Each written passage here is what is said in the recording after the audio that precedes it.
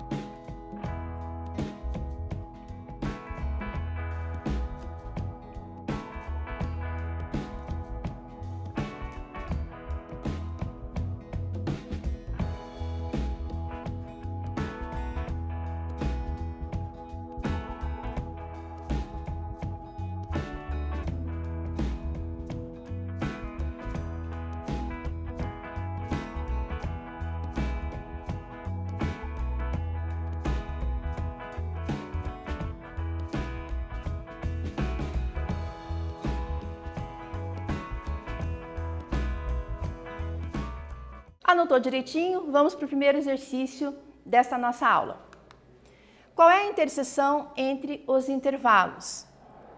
Colocados ali já no início do outro slide, que eu já li para vocês. Intervalo A, que começa no -3 e termina no 5, fechado nas duas extremidades. E o intervalo B, do 2 até o 9, aberto nas duas extremidades. Um tempinho que você resolve e a gente corrige já na sequência.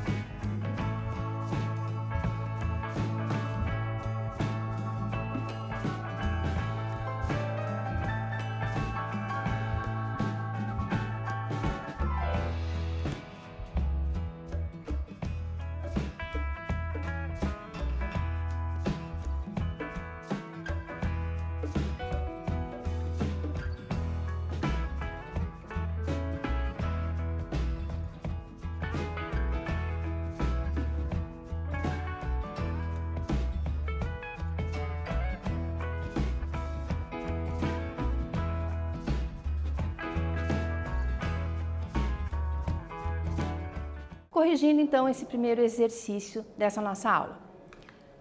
Primeiro de tudo, representar em duas retas, né, separadamente, lógico, cada um dos intervalos, né? Lembrando, bolinha fechada corresponde ao intervalo fechado, a bolinha fechada é a bolinha pintada e a bolinha aberta, a parte aberta desse intervalo. Então, o intervalo A vai do -3 até o 5, fechado nas duas extremidades, e o intervalo B vai do 2 até o 9, aberto nas duas extremidades. E como você já sabe, a interseção vai considerar os elementos comuns aos dois intervalos. Então, aonde a reta está pintada nos dois intervalos. E percebemos aqui que isso vai acontecer entre o 2 e o 5. Não esqueça que o 2 pertence ao primeiro intervalo, ele está bem no meio da reta pintada ali. Mas ele não pertence ao segundo intervalo, porque ele está com a bolinha aberta. Consequentemente, não vai aparecer na resposta também a bolinha pintada. Bolinha aberta no 2, fechada no 5. Então, a resposta desse primeiro exercício é a interseção entre o conjunto A e B, ou entre o intervalo A e B, é todo x que pertence ao conjunto dos números reais, porque são infinitos números que existem entre o 2 e o 5. Mas esse x, tal que x seja maior do que 2 e, ao mesmo tempo, menor ou igual a 5. E ali nessa resposta você percebe a diferença entre ser maior ou entre ser maior ou igual, tá? Então, bolinha aberta, bolinha não pintada, só maior ou menor. Bolinha pintada, intervalo fechado, maior igual, menor igual, tá bom? Para frente. A união entre os intervalos é a segunda operação que nós veremos nesta aula. Na união entre intervalos, fazemos a junção de todos os elementos. Então, onde começa um e termina o outro, né? Eu tenho que olhar as duas extremidades dos intervalos. Considere os intervalos C do menos infinito, que estará sempre aberto na extremidade do menos infinito, até o 7 aberto também, aos colchetes virados para fora. E o intervalo D, começando no 4, terminando no 10. Porém, o 4 está numa extremidade fechada, vou considerá-lo na resposta, e o 10 não, intervalo aberto, ele vai servir só como um limite. Esse conceitozinho aqui, na união, juntamos todos os elementos dos dois intervalos. Então, eu peço que você registre aí este conceito de união, que está mostrado aqui no finalzinho dessa lâmina do slide, e a gente já volta para continuar a aula.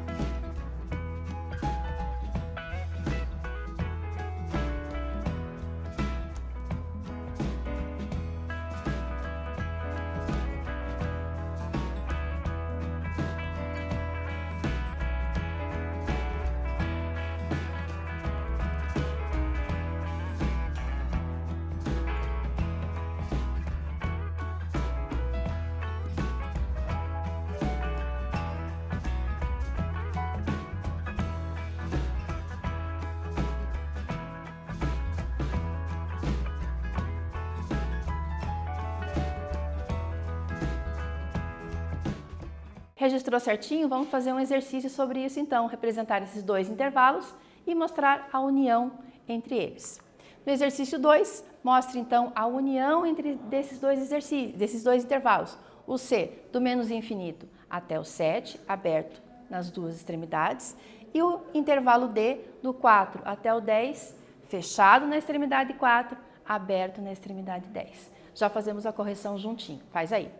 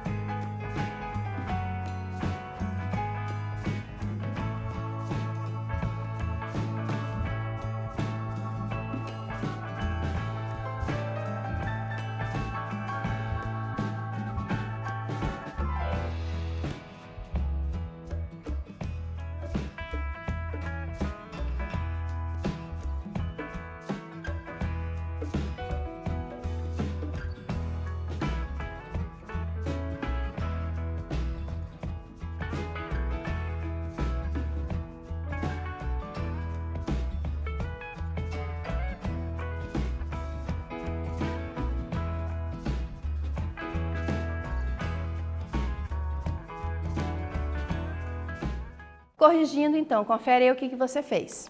Representamos os dois intervalos, cada um numa reta, aberta a extremidade do infinito. Se ela fosse positiva, infinito positivo, seria aberto também, tá? Até o 7, com o intervalo, aqui ó, com o finalzinho aberto, bolinha não pintada. O intervalo D entre o 4 e o 10, pintado na extremidade do 4, aberto na extremidade do 10, tá? Algumas representações trazem os intervalos abertos com colchetes, com parênteses, tá? Com parênteses. Então, vale também essa nova representação, depende de onde você está acompanhando. A união, teremos aqui marcado na terceira reta. Lembra que eu falei no início da aula? É onde começa um intervalo e onde termina o outro. O primeiro intervalo começa no menos infinito. O segundo intervalo termina no 10. Então, obedecendo a parte de aberto e fechado para cada um deles, eu tenho do menos infinito até o 10. A parte do infinito sempre será aberta e na nossa representação aqui o 10 também estará aberto. Então, contemplei todos os elementos pertencentes aos dois conjuntos nessa união. E a resposta, a união do conjunto C com o conjunto D será todo o x que pertence ao conjunto dos números reais, tal que este x seja menor que 10. Porque eu vou ter só valores para o lado esquerdo da nossa reta numérica. E ali é tudo menor, tá? O 7, o 4, os valores negativos, tudo bem? Eu acho que ficou bem clara a diferença entre as duas operações, união e interseção. Para frente. Temos um quiz. Nesse quiz, você vai ter que identificar se os valores sugeridos aqui na letra A, na B e na C pertencem, estão dentro desses intervalos numéricos aqui. Na letra A, menos 18 quartos, faça a divisão. Será que ele está entre o 4 e o 5? Com o intervalo fechado nas duas extremidades? Na letra B, 25 sobre 3, 25 terços, 25 terços, faça aí a divisão também. Será que ele pertence ao intervalo do menos 1 até o 8, fechado também nas duas extremidades? E a letra C, menos a raiz quadrada de 3, que tipo de número é esse, pessoal? Será que ele pertence ao intervalo que vai do menos 2 até o 3? Pensa com carinho, resolve rapidinho que a gente já corrige.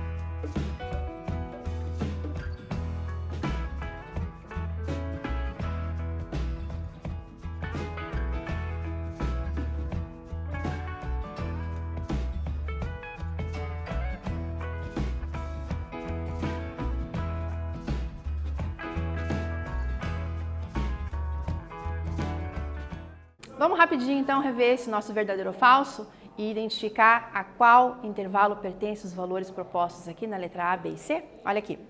Então, como eu falei para você, faça a divisão. Fração é uma divisão, não é porque você está na primeira série que você não vai lembrar dessa coisa tão básica da matemática. Porém, é um valor negativo. Se você não quisesse fazer a divisão, nem precisaria. Ah, professora, faço ou não faço? Observe o valor e analise a proposição aqui da letra A. Se eu tenho um 4 e um 5 positivos, é impossível que exista um número negativo entre eles. Então, já de cara, pelo sinal, você descartava essa informação, essa possibilidade de resposta. Se você não se atentou ao sinal negativo, faça a divisão, que você ia conseguir chegar no mesmo 4,5, só que como ele é negativo, não vai estar entre o 4 e o 5. Na letra B, eu tenho 25 terços, que dá aproximadamente 8,33. Passou um pouquinho do 8 e o nosso intervalo está fechado no 8, ele não vai mais para frente. Então também é falso, restando como verdadeira a alternativa C, porque o negativo está fora da raiz quadrada. Então existe dentro dos conjuntos dos números reais menos a raiz quadrada de 3, o que não existe, raiz quadrada de menos 3, tá? Dentro do conjunto dos números reais. Aproximadamente menos 1,73 e ele faz parte desse intervalo proposto aqui na letra C, entre o menos 2 e o 3. Então a nossa aula fica por aqui. Vamos reforçar alguns conceitos aprendidos hoje. União de intervalos, considerar todos os elementos pertencentes aos intervalos.